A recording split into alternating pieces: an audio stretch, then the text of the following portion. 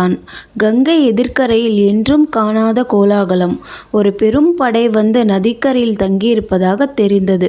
பக்கத்தில் நின்று தன் குலத்தார்களுக்கு காட்டி, இது யார், என்ன காரணம் பற்றி இங்கே பெருஞ்சேனை வந்து கங்கையை தாண்ட பார்க்கிறது? கொடியை பார்த்தால் அந்த கைகேயின் மகன் பரதன் பெரும் படையை திரட்டி கொண்டு வந்திருக்கிறான் போல் தோன்றுகிறது. தேரின் மேல் காற்றில் திருவாத்தி மரக்கொடி ஆடுவது நன்றாக தெரிகிறது. அது அயோத்தி மன்னருடைய கொடி. இப்போது ராமனுடைய பகவன் பரதன் அல்லவா அயோத்தி அரசன்? கைகேயின் மகன் அக்கிரம வழியில் ராஜ்யத்தை அடைந்துவிட்டு இப்போது ராமனை கொல்லவும் வந்திருக்கிறான் போல் தோன்றுகிறது.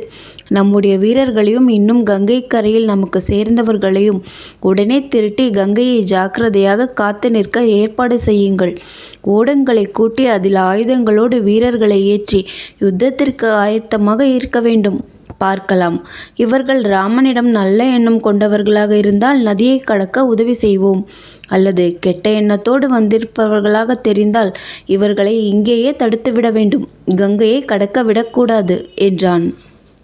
அவ்வாறே எல்லா ஆயத்தமும் செய்துவிட்டு மரியாதைக்கு வேண்டிய பரிசுகளையும் எடுத்துக்கொண்டு குகன் ஒரு படகில் ஏறி பரதனை சந்திக்கச் சென்றான். எதிர்க்கரையில் அதே சமயத்தில் சுமந்திரன், அதோ நம்முடைய நண்பன் குகன், ராமனிடம் அளவில்லாத அன்பு கொண்ட நிஷாதராஜன், தன்னுடைய ஜனங்களோடு நம்மை மரியாதை செய்து வரவேற்க வருகிறான். இவன் இந்த பிராந்தியத்திற்கு தலைவன். இவனுக்கும் இவனுடைய குலத்தார்க்கும் இந்த வனத்தில் மூலை முடுக்குகளிலெல்லாம் நன்றாக தெரியும். ராமச்சந்திரன் தற்போது இருக்கும் இடத்தை நமக்கு சொல்லுவார்கள். இவ்விடத்திற்கு நம்மை சேமமாகவும் சீக்கிரமாகவும் கொண்டு போய் சேர்ப்பார்கள் என்று பரதனுக்கு சொல்லி கொண்டிருந்தார்கள். இதற்குள் குகன் நதியை தாண்டி வந்து பரதனை நமஸ்கரித்தான். சொல்லாமல் வந்துவிட்டீர்களே, ஆயினும் என் பொருளெல்லாம் உமது என்று பாவித்து என்ன வேண்டுமோ அதை உத்தரவிடுங்கள். உங்களையும் உங்கள் சேனையையும் உபசரிப்பது என் பாக்கியம் என்றான். எண்ணிய எண்ணமே விருந்து என்று உபச்சார மொழி சொல்லிவிட்டு பரதன் மேலும் சொன்னான். நான் ராமன் இருக்கும் இடம் போக வேண்டும். பரத்வாஜ ஆசிரமம் எங்கே இருக்கிறது? அதற்கு வழி எப்படி? இவ்வாறு கேட்டதற்கு குகன் அஞ்சலி செய்து, சுவாமி, நானும் என் ஆட்களும் தங்களுடன் கூடவே வந்து தங்களை ராமச்சந்திரன் இருக்கும் இடத்திற்கு அழைத்து போவதில் தடை ஒன்றுமில்லை.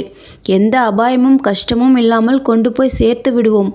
ஆனால் மன்னிக்க வேண்டும், ஒரு சந்தேகம். என் மனதில் எழும் ஐயத்தை தீர்க்க வேண்டும். அரசகுமாரரே, இவ்வளவு பெரிய சேனையுடன் வந்திருக்கிறீர்கள், இது ஏன் என்று எனக்கு கொஞ்சம் சந்தேகமாய் இருக்கிறது என்றான். இந்த மொழிகளை கேட்டதும் பரதன், ஆஹா, இதைவிட என்ன அவமானம் எனக்கு வேண்டும்? ஜனங்கள் என்னை கண்டு ராமன் விஷயமாக பயப்படும் கால